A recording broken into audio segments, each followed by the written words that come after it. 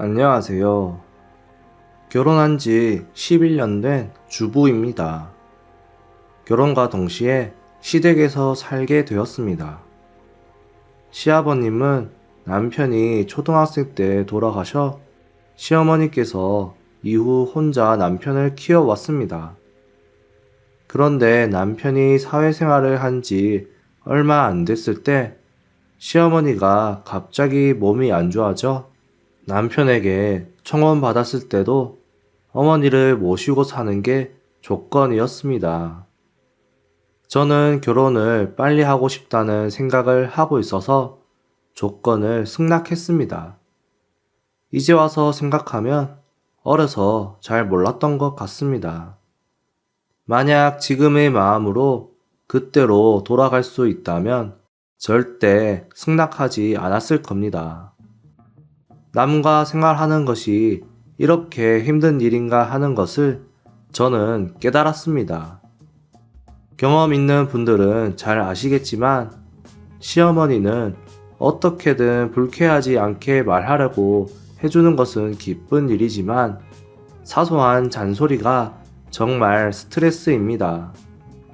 게다가 남편 걱정을 자꾸 하고 심지어 남편이 요즘 살이 빠진 거 아닌가, 뭔가 마음고생을 하는 것은 아닐까 하고 하지 않아도 될 걱정까지 하는 것은 싫습니다.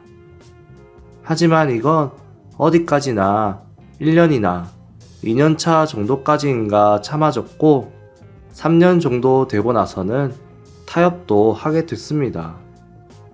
그러던 어느 날 시어머니께서 이런 말을 하셨습니다.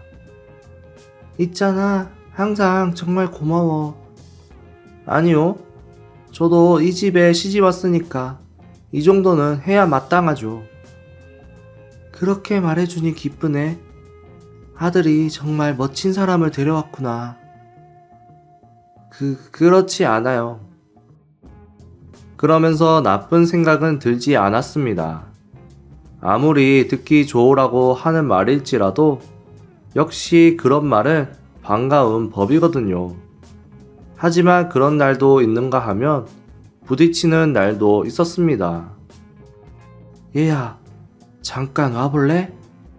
약간 화가 난 시어머니가 저를 부르고 있었습니다.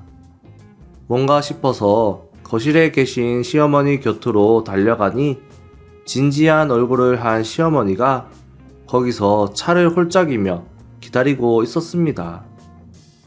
무슨 일이세요? 무슨 일이세요? 이게 뭐야?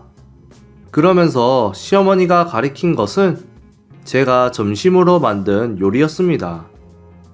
냉장고에 남아있던 것 중에 유통기한이 얼마 안 남은 것, 또한 시어머니가 사용해도 좋다고 한 식재료를 사용했는데 아무래도 그게 마음에 안 드는 것 같았습니다. 요리에 무슨 문제라도 있어요? 재료를 써도 된다고 했지만 왜 이런 요리를 한 거야? 쓰지 못하게 했어야 했는데. 참고로 이날 만든 건 연어 오일 파스타였습니다. 파스타면과 연어가 있어서 그래서 파스타를 만들었는데 아무래도 연어는 회로 먹는다는 인식이 있었던 것 같습니다. 하지만 애당초 점심을 해달라고 부탁해온 것은 시어머니였습니다. 그래서 만드는 것에 대해 불평을 들을 이유는 없었지만 시어머니는 마음에 들지 않는 것 같았습니다. 아니, 하지만 점심을 해달라고 한 것은 어머니잖아요. 게다가 쌀 주문한 게 아직 안 와서 파스타밖에 없었어요. 그렇게 말해도 보통은 다른 것도 있다고 생각하잖니. 그건 어머니 생각이잖아요. 아무튼 안 드실 거면 제가 먹을게요. 시어머니는 몹시 억울한 얼굴을 하고선 결국 먹기 시작했습니다. 이게 무슨 맛이야? 너무 느끼하잖아. 그래요? 저는 맛있다고 생각하는데 맛 없으면 안 드셔도 돼요. 제가 먹을게요. 너 나한테 말하는 거 맞아? 맞는데요? 그래. 그런 태도로 계속 말해봐. 그래요, 그럼. 더 말하라고 하니 더 말해도 되죠? 뭐? 만약 제가 어머니께 점심 좀 차려달라고 했는데 그걸 지금 어머니가 말씀하신 것과 똑같이 말하면 어때요? 기분이 좋으세요? 그거랑 이거랑은 다르지. 똑같은데요? 한 발짝도 양보하지 않는 상황이 계속되고 있었습니다. 그런 험악한 분위기를 짐작해서인지 남편은 항상 관여하려고 하지 않았습니다. 자기의 어머니와 아내가 옥신각신 하는데 관여하고 싶지 않는지 모르겠지만 그래도 무시하고 사는 건 어떤 느낌일까 하고 궁금했습니다. 그리고 남편이 관여하면 짜증이 났을 텐데 남편은 관여하지 않았기에 그나마 저는 열심히 시어머니를 돌봤습니다. 하지만 3년 차쯤 됐을 때는 타협도 했다고 했지만 거기서부터 몇 년이 지나면 관계는 달라지기 마련이었습니다. 뭔가 시어머니랑 싸우는 횟수가 늘어난 것 같았습니다. 특히 6년 지나서는 심했습니다. 거의 매일같이 다퉜고 내용은 사소한 것들 뿐이었지만 그래도 보살피긴 했습니다. 다른 사람에게 이혼을 권유받은 적도 물론 있었지만 뭔가 지기 싫어하는 부분도 있어서 이혼하는 것은 싫었습니다. 그런데 제가 모시고 산 지 10년째 되는 날 저녁을 먹는데 갑자기 시어머니께서 말씀하셨습니다. 얘야, 네가 이 집에 시집와서 벌써 10년이 지났네? 이제는 완전히 너를 가족으로 생각한단다. 네? 평소에는 절대 하지 않는 말을 들어서 저는 당황해서 얼었습니다.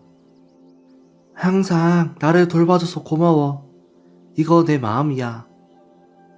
그렇게 말하고 시어머니가 가져온 것은 명품 목걸이였습니다. 어머니, 이게 고마워서 주는 내 선물이야. 이렇게 비싼 거 못 받아요. 괜찮아. 항상 신세지고 있으니 이 정도는 당연한 거야. 물론 이것뿐만이 아니라 마음으로도 너무 고마워. 평소 시어머니를 생각하면 있을 수 없는 일이 일어났습니다. 왜 갑자기 이런 걸 줬을까? 의문은 깊어질 뿐이었지만 그냥 그때는 단순히 기뻤습니다. 저는 갈대 같은 마음이라 그런 걸 받으면 그 사람에 대한 호감도가 확 올라가 버렸습니다. 이에 남편도 반가운 표정을 짓고 있었습니다. 다행이야. 여보랑 어머니가 사이 좋아 보여서 다행이야. 앞으로도 잘 부탁해.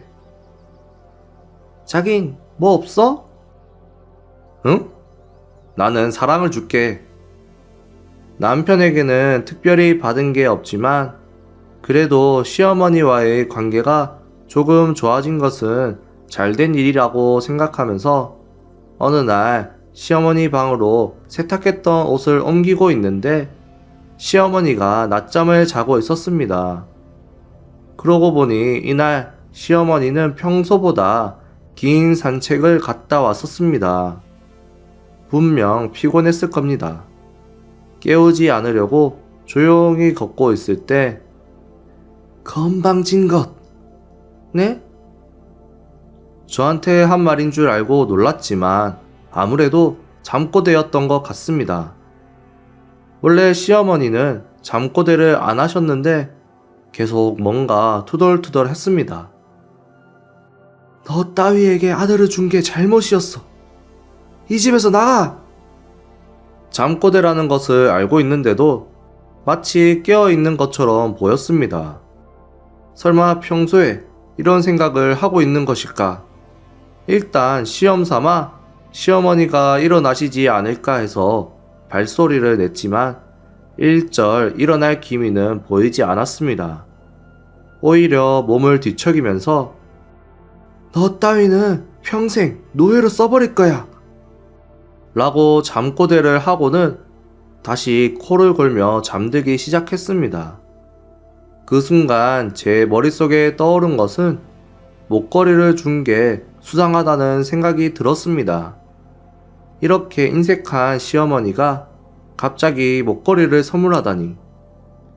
함부로 남을 의심해서는 안 된다는 생각으로 순순히 받고 기뻐했었는데 현실은 달랐던 것 같습니다.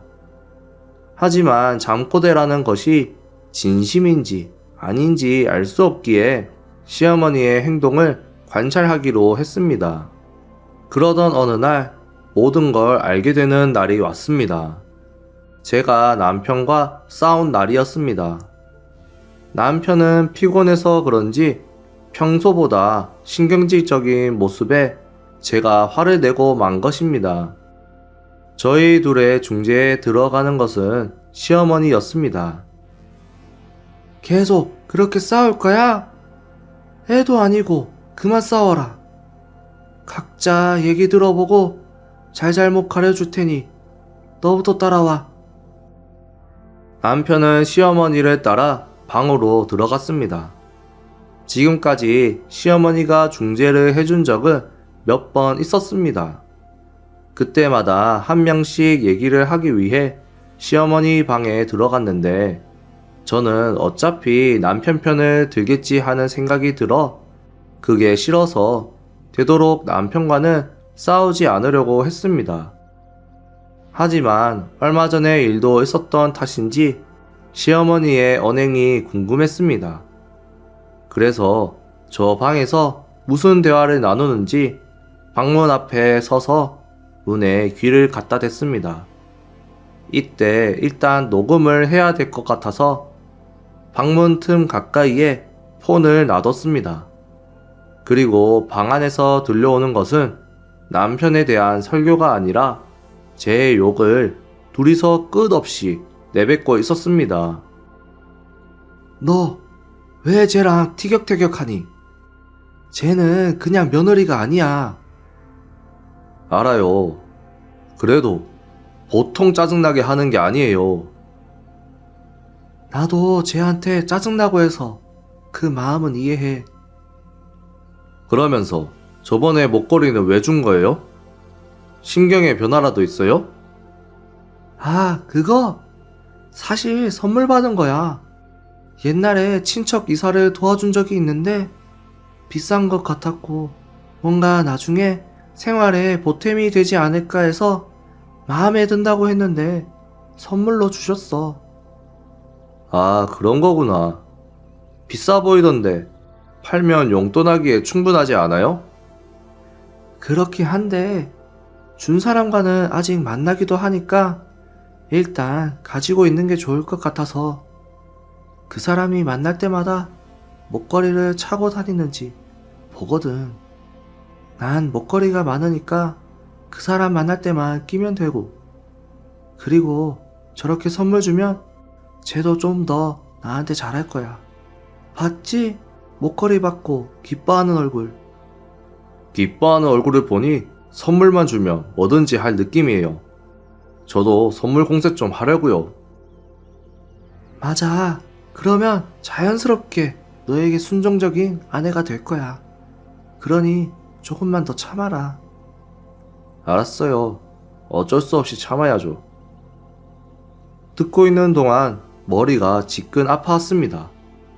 역시 시어머니의 행동에 이유가 있었고 잠꼬대, 목걸이의 진실을 알게 됐습니다. 그러나 당장 따지려 들면 어차피 변명만 늘어놓을 게 뻔했습니다. 그렇다면 차라리 변명할 수 없을 정도의 상황으로 몰아가야겠다고 생각했습니다. 우선 남편과 이혼하고 시어머니에게 복수하고 싶었습니다. 일단 녹음 중인 폰은 챙기고 다음으로 시어머니 방으로 들어가 설교를 들었습니다.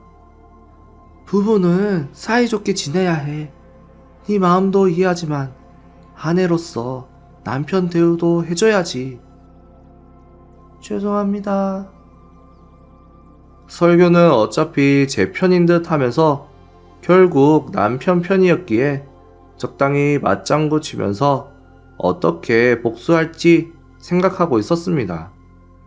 분명 목걸이는 친척한테 받은 거라고 했고, 심지어 그 친척을 만날 때는 차고 만난다고 했으니 일단 그 친척분에게 말하는 게 좋을 것 같아 며칠 후 저는 친척 집으로 갔습니다. 평소에 혼자 오는 일이 없었기 때문에 그 친척은 제가 갔더니 많이 놀랬습니다. 사정을 설명하고 녹음한 걸 들려주었더니 엄청 화나셨습니다. 그리고는 시어머니에게 전화하셔서 뭔가 호통을 치셨습니다. 호통을 치시고 속이 후련하신지 전화를 끊고 만족해 하셨습니다. 그러자 이번에는 시어머니가 제게 전화를 걸어 집으로 오라고 했습니다. 이혼 신고 서류도 준비했겠다 싶어 챙겨서 집으로 갔습니다. 거실에는 남편과 시어머니가 앉아 있었습니다. 네가 한 짓이지? 뭐가요? 그건 너가 잘 알고 있을 텐데. 혹시 목걸이 말씀하시는 거예요? 그래, 정말 정 떨어지구나. 당신 그런 마음으로 어머니를 대하고 있었어? 마음의 표시를 그렇게 되갚아. 참나, 어이없네. 그럼 반대로 묻겠는데 나한테는 그래도 돼? 무슨 말이야? 저는 화가 나서 얼마 전 녹음한 음성을 틀었습니다. 남편과 시어머니는 순식간에 안면이 창백해졌습니다. 저번에 두 사람이 했던 대화예요. 저를 마구 헐뜯었죠? 어머니? 아니야, 이거 목소리가 다르잖아.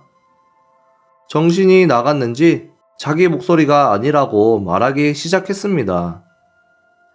그래, 이거 네가 조작한 거지? 진짜 어이가 없네. 누가 들어도 목소리 맞는데 내가 이런 걸 왜 조작해? 이제 이래나 저래나 상관없다고 생각하고 이혼 서류를 두 사람의 눈앞 테이블에 놨습니다. 됐고, 이거나 써줘. 뭐야? 갑자기 무슨 이혼이야? 더 이상은 무리야. 이해되지? 당신이 내 욕을 어머니와 함께 하는데 같이 살 순 없어. 진심이야? 일일이 내 의사 확인 같은 건 필요 없으니까 빨리 써서 도장 찍어줄래? 있잖아, 너 같은 사람은 이혼해도 달라지는 게 없어. 그냥 여기 있는 게 너한테 좋은 거야. 아니요, 여기서는 저는 미치고 말 테니까 좋든 안 좋든 떠날 거예요. 그것보다 어머니 힘들죠? 뭘? 이제 돌봐줄 사람이 없는데요? 그 후 남편이 여러 가지 말을 해왔는데 제 의지는 바뀌지 않았습니다. 지금까지 10년이나 돌봐왔는데 저런 식으로 말하면 누구나 싫어질 겁니다. 그래서 저는 이제 끝내기로 했고 남편이 결국 시어머니를 돌봐야 할 것 같은데 혼자서는 무리라 요양원으로 갈지 말지 의논했지만 시어머니가 거부하면서 매일 다툰다고 합니다. 뭐 이제는 저랑 상관없는 일이지만요. 저는 지금 혼자만의 생활을 즐기고 있습니다. 혼자가 이렇게 편했는지 새삼스럽게 깨달았습니다. 오늘의 사연은 여기까지입니다. 시청해 주셔서 감사합니다.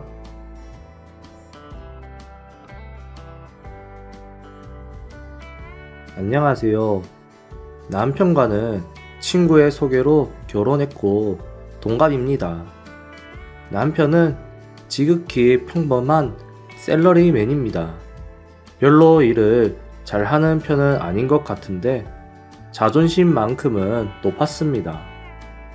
결혼한 지 얼마 되지 않았을 때는 집안일도 적극적으로 도와줬습니다. 결혼하고 1년 후 저는 임신했는데 쌍둥이인 것으로 나왔습니다. 하지만 임신한 것에 대해 남편은 시큰둥한 태도를 취했습니다. 아이들 이름은 뭐가 좋을까? 너가 좋다고 생각하는 거 있으면 그걸로 하면 되지 않을까? 처음이니까 같이 생각해보자. 어? 나는 아무 이름이나 상관없어. 상관없어? 우리 아이인데? 미안, 나 잠깐 갈 데가 있어서 다녀올게.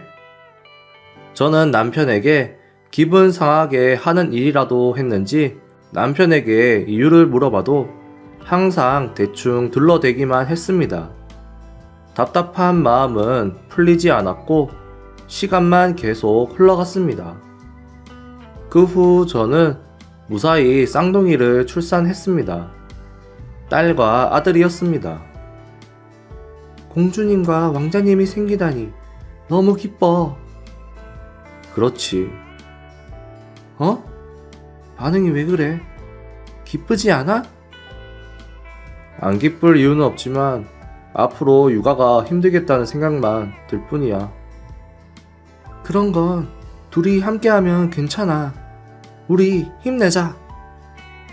그래. 남편은 아이에게 관심이 없는 것 같았고 원래 아이를 좋아하지 않는 것 같았습니다. 하지만 사귀고 있을 때는 저와 아이를 갖고 싶다고 말했었습니다. 남편이 뭔가 저에게 숨기고 있는 것이라도 있는 것일까 싶어 은근슬쩍 물어보니 남편은 아무것도 아니다며 대답해주지 않았습니다. 남편은 더 나아가 저에 대해 시큰둥한 태도를 취해왔습니다. 마치 저에게 관심이 없는 것 같은 느낌이었습니다. 집에 있어도 핸드폰만 보고 있고 차츰 귀가도 늦어졌습니다. 하지만 혼자 집안일에 육아를 하는 것은 한계가 있었기 때문에 저는 귀가한 남편에게 조금만 도와주면 안 될까 하고 의논하기로 했습니다. 있잖아. 가능하다면 당신도 육아를 함께 해줬으면 좋겠어. 응? 왜 내가 해야 하지? 육아는 엄마의 일이잖아. 나는 돈 벌고 있으니까 육아 전도는 너가 어떻게든 해. 당신도 부모잖아. 함께 육아할 수 있잖아. 애들 한 번도 안 안아주고 해도 너무하잖아. 뭐 그게 어때서 그래. 아무튼 난 바빠. 그렇게 말하고 남편은 방에서 나가버렸습니다. 이 싸움을 계기로 남편은 더욱 집에 있지 않았습니다. 가사와 특히 육아에 쫓겨 반쯤 혼이 나가 있을 때 갑자기 시어머니께서 집에 오셨습니다. 사전에 연락도 하지 않고 약속 없이 집에 오셔서 제 얼굴을 보자마자 시어머니는 이렇게 말씀하셨습니다. 나왔어. 어머니. 갑자기 어쩐 일이세요? 뭐야? 내가 오면 안 되는 일이라도 있어? 아니요. 안 되는 건 아니지만. 집은 왜 이렇게 난장판이야? 청소도 하나도 안 돼 있네? 이때는 청소할 여력도 없었고 집은 지저분했습니다. 왜 이런 안 좋을 시기에 찾아올까? 적어도 미리 말이라도 했으면 청소라도 좀 했을 텐데. 그렇게 생각했지만 저는 시어머니에게 아무 말도 할 수 없었습니다. 시어머니는 한숨을 쉬며 집안을 훑어보시곤 청소를 시작했습니다. 저는 시어머니를 어려워하고 있었습니다. 꼼꼼하시고 바른 말만 하셔서 느긋한 성격의 저와는 전혀 정반대의 타입이었습니다. 너는 옷 갈아입을 시간도 없어? 죄송합니다. 이런 차림이라서. 여긴 내가 해놓을 테니까 옷 갈아입고 오너라. 잠옷 입고 있는 거 꼴보기 싫구나. 죄송합니다. 이날 이후 시어머니는 매일같이 집에 오셨습니다. 그때마다 한숨을 쉬면서 방 청소하고 요리를 하셨습니다. 쉬지 않고 잔소리하는 시어머니가 계속 신경 쓰였습니다. 정신적으로는 지쳐갔지만 신기하게도 몸은 건강해져 갔습니다. 시어머니는 저와 달리 솜씨가 좋으시고 솔직히 많은 도움을 받고 있었습니다. 그리고 시어머니가 집에 오게 되면서부터 피로가 쌓였던 제 몸도 점차 회복되고 있었습니다. 혹시 나를 도와주기 위해 오는 건가? 어느 때부터 그런 생각도 들었습니다. 시어머니는 툭툭 내뱉는 말들을 많이 하셨지만 신기하게도 저는 상처받지 않았습니다. 오히려 친어머니 같아서 호감이 갔습니다. 게다가 시어머니가 해주시는 요리는 꽤 일품입니다. 제가 하는 요리와 비교도 안 될 정도로 맛있습니다. 제대로 요리도 못하고 영양실조 기미를 보이던 저는 시어머니가 해주시는 요리에 힘이 났습니다. 어느 날 저는 요리를 하고 있는데 남편의 스마트폰이 자꾸 울리는 것을 깨달았습니다. 그때 남편은 목욕을 하고 있었습니다. 누굴까 싶어서 핸드폰을 보니까 거기에는 모르는 여자의 이름이 표시되어 있었습니다. 그리고 벨소리가 멈추고 이번에는 메시지가 왔습니다. 내용은 내일 데이트는 10시부터 하면 되겠지? 였습니다. 데이트? 남편이 혹시 바람을 피우는 건가? 믿고 싶지 않다는 마음과 역시나 하는 마음이 동시에 생겼습니다. 좋은 행동은 아니라는 건 알고 있지만 저는 남편의 폰을 살짝 뒤져봤습니다. 남편은 스마트폰을 잠그지 않아서 금방 열 수 있었습니다. 문자 메시지를 보고 남편이 바람을 피우고 있다는 것을 알았습니다. 아무래도 어플로 여자를 알게 된 것 같아 보였습니다. 또 사진첩에는 여자와의 사진도 있었습니다. 저는 가슴이 터질 것 같은 기분이 들었습니다. 저는 목욕을 마친 남편에게 여자와의 사진을 보여주면서 따졌습니다. 이 사진 뭐야? 너 바람 폈어? 갑자기 뭐야? 왜 남의 폰을 보고 그래? 내 질문에 대답해. 이 여자 누구야? 얘 그냥 친구야. 친구 치고는 꽤 친밀하게 주고받은 것 같은데? 너는 친구랑 그런 곳도 가? 혹시 카톡도 뒤져봤어? 봤어. 너 진짜 최악이네. 부부라도 마음대로 남의 폰을 뒤져보는 건 사생활 침해잖아. 아무튼 대답해줘. 왜 바람을 피는 거야? 아, 진짜 귀찮게 하네. 그건 네가 여자를 안 보이니까 그렇지. 뭐? 지금 네 모습을 좀 봐. 마치 돼지 같잖아. 네가 그 꼴이니까 나도 다른 여자한테 눈이 가는 거잖아. 남편은 반성하기는커녕 오히려 화를 냈습니다. 믿을 수가 없었습니다. 남편은 눈물을 글썽이는 저를 보며 이렇게 말했습니다. 나한테 버림받기 싫으면 다이어트라도 해서 이뻐져 봐. 이제 출산도 했으니 나온 배 넣을 수 있잖아. 그 다음날 시어머니는 여느 때처럼 약속 없이 집에 왔습니다. 시어머니는 여느 때처럼 나 왔어 라고 외쳤고 집에 들어왔습니다. 저는 어제 남편과 했었던 일이 머리에서 떠나지 않아 아무것도 하지 않고 그냥 방에서 멍하니 있었습니다. 왜 그래? 왜 혼이 나가 있어? 애들 보는 게 피곤해서 그래? 아니에요. 뭔 일이야? 우는 거야? 시어머니는 걱정스럽게 말했습니다. 그리고 제 옆에 앉았습니다.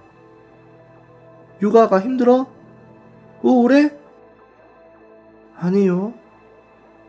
아니면 뭐 때문에 그래? 말을 해줘야 무슨 일인지 알지. 저는 시어머니 앞에서 울음을 터뜨리고 말았습니다. 시어머니는 놀라셨지만 저를 안아주셨습니다. 울고 싶을 때는 실컷 우는 게 좋아. 저는 시어머니 품에서 울었습니다. 제가 울음을 그치자 시어머니는 무슨 일이 있었는지 사정을 물었습니다. 그래서 저는 남편이 가정을 업신여긴다는 점과 게다가 젊은 여자와 바람 피운 사실을 모두 털어놓았습니다. 시어머니는 잠자코 제 말을 들어주었고 말을 마치자 큰 한숨을 내쉬며 예상 밖의 말을 내뱉었습니다. 역시 나였네. 네? 네, 그럴 줄 알았어. 내가 얘 엄마잖아. 뭔가 느낌이 있었어. 눈치채셨어요? 뭐 그런 거지. 시어머니는 남편이 가정을 업신여기는 것을 어렴풋이 눈치챘다고 했습니다. 하지만 바람기에 대해서는 몰랐던 것 같고 어이없어 하셨습니다. 시어머니는 제가 예상했던 대로 저를 챙겨주시고 가사 육아를 돕기 위해 집에 오고 있었던 겁니다. 그리고 시어머니는 이런 말씀을 하셨습니다. 일부러 너한테 미움받으려고 계속 온 거야. 미움받으려고요? 왜 그런? 솔직히 민폐잖아. 시도 때도 없이 불쑥 찾아와서 신경 쓰였던 거 아냐? 얼굴에 귀찮아라고 써 있었어. 아니, 귀찮다는 건 아니지만. 신경 쓰지 않아도 돼. 너가 아들과 나를 싫어하게 돼서 이혼하게 되면 너는 앞으로 우리들을 잊고 새로운 삶을 살아갈 수 있다고 생각했으니까. 네? 그러면 일부러 약속도 없이 온 거예요? 그런 거지. 나도 이런 민폐 같은 짓은 하고 싶지 않았어. 하지만 마음껏 우리를 미워해주는 게 너가 편할 거라고 생각했어. 너는 아직 젊잖아. 더 좋은 사람 만나서 행복했으면 좋겠다고 생각했어. 어머니 마음도 모르고. 시어머니의 배려를 알게 된 저는 저도 모르게 울고 말았습니다. 그런 저를 시어머니는 다정하게 안아주셨습니다. 저는 시어머니와 상의한 후 남편을 응징할 계획을 세웠습니다. 시어머니가 생각한 계획은 꽤 재밌었습니다. 그리고 저희는 준비를 해서 계획을 실행했습니다. 우리는 남편이 귀가하기를 기다렸습니다. 그날도 남편은 여자를 만나고 왔는지 귀가해온 남편에게서 은은하게 향수 냄새가 풍겨왔습니다. 남편은 시어머니의 등장에 조금 놀라했습니다. 오늘은 너한테 할 말이 있어서 왔어. 할 말이요? 며느리하고 이혼해. 네? 네가 며느리가 집안일이며 육아도 게을리한다는 말을 해서 한동안 와서 도와줬는데 네 말대로 정말이지 형편없는 며느리더라. 그렇지? 역시 엄마도 그렇게 느꼈구나. 너한테는 더 괜찮은 여자가 있을 거야. 여기 이혼 서류를 가지고 왔으니까 사인해. 며느리도 사인해. 네. 그러자 남편은 미소를 띄우며 사인을 하기 시작했습니다. 저는 웃음이 나오려는 것을 참느라 힘들었습니다. 그리고 남편은 이혼 신고서에 사인을 한 후 저에게 내밀었습니다. 결국 버림받다니 불쌍하네. 근데 뭐 어쩔 수 없지. 엄마까지 이러는데 별 수 없잖아. 너도 사인해. 의기양양한 표정을 짓는 남편에게 저는 이렇게 말했습니다. 아싸! 계획 성공! 사인 고마워. 이제 남이 되는 거네? 제 발언에 남편은 멍하니 있었습니다. 그리고 저도 이혼 신고서에 사인을 했습니다. 뭐야? 왜 그렇게 기뻐하는 거야? 나랑 이혼하고 싶었지? 너 같은 남자랑 같이 안 살아도 되는 데다가 위자료도 받을 수 있고 최고네? 정말 말 섞기도 싫다. 언제부터 너 그런 놈이 된 거야? 엄마, 무슨... 아까 어머니가 한 말들은 연기야. 일부러 저를 나쁘게 말해서 이혼 서류에 사인하도록 한 것입니다. 그래서 저는 남편에게 지금까지 모았던 외도 증거를 보여줬습니다. 저는 남편의 폰에 있던 사진뿐만이 아니라 만나는 여자의 신상도 조사하고 있었습니다. 그녀는 20대의 대기업에 다니는 아가씨였습니다. 아무래도 그녀는 남편이 총각인 줄 아는 것 같았습니다. 너는 며느리뿐만 아니라 아가씨도 속였구나. 부끄럽지도 않아? 그런 쓰레기 같은 짓 할 거면 쓰레기통에서 살아. 남편은 혼이 나간 듯 멍하니 있다 빨개진 얼굴로 집을 나갔습니다. 분명 남편은 그녀에게 갔을 겁니다. 하지만 저희의 계획은 이게 끝이 아니었습니다. 도망치듯이 집을 나간 남편이었지만 얼마 후 다시 집으로 돌아왔습니다. 그리고 그의 눈에는 눈물이 글썽글썽했습니다. 집 나가서 그 아가씨한테 갔었지? 근데 이제 그 아가씨도 다 알아. 모든 걸 다 말해줬어. 너가 애 딸린 유부남인 것도. 그리고 애들이 태어난 지 얼마 안 됐는데 한눈 팔고 다니는 몹쓸 놈이라는 것도 말이야. 그리고 그 아가씨는 너가 대기업 부장인 줄 알더라? 대기업 부장 같은 소리 하네. 뭘 피식거려? 대기업 근처에도 못 가본 사람이 허세 부려서 폼 잡으려고 했어? 참고로 남편은 중소기업 평사원이고 일도 잘 못해 몇 번이나 큰 실수를 해서 감봉 처분도 받은 적이 있습니다. 그건 그렇고 회사에서 평이 안 좋나 봐? 팀장님께 아들 때문에 고생이 많으시다고 사과도 해놨어. 아니, 회사에는 연락할 필요 없잖아. 할 수도 있는 거지. 혹시 바람핀 것도 얘기했어? 왜 그런 짓을 해? 아가씨랑 며느리한테 버림받으니 어때? 다 너가 자초한 거야. 남편의 표정은 절망으로 변해갔습니다. 그러다 갑자기 남편이 저한테 매달렸습니다. 가까이 오지 말아줄래?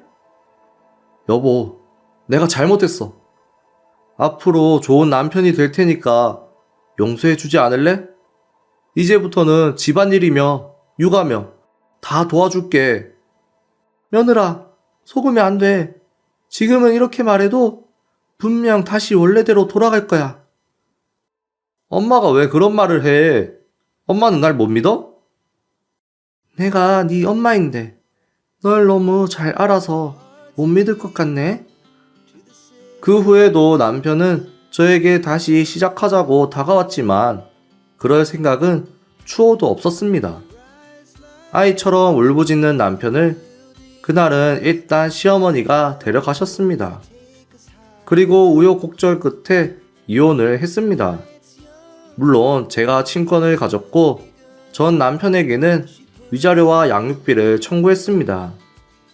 전 남편이 다니던 회사에도 소문이 나 시선들을 견딜 수 없게 된 전 남편은 퇴사도 한 것 같았습니다. 백수가 된 전 남편은 시어머니에게 빌붙은 듯 했지만 시어머니도 전 남편과는 연을 끊은 것 같았습니다. 이렇게 외톨이가 된 전 남편은 아르바이트를 하면서 아슬아슬한 생활을 하고 있는 것 같았습니다. 저도 시어머니처럼 소신 있게 행동할 수 있는 엄마가 되고 싶다고 진심으로 생각했습니다. 여기까지 읽어주신 여러분 모두 감사합니다. 가정을 업신여기고 바람 피우는 남편과 함께 살아야 한다면 어떤 생각이 드시나요? 언뜻 보기에는 무례한 시어머니인 것 같았지만 사실은 마음씨가 좋은 분이셨습니다. 이런 분이 시어머니라면 얼마나 좋을까요? 오늘의 사연은 여기까지입니다. 시청해주셔서 감사합니다.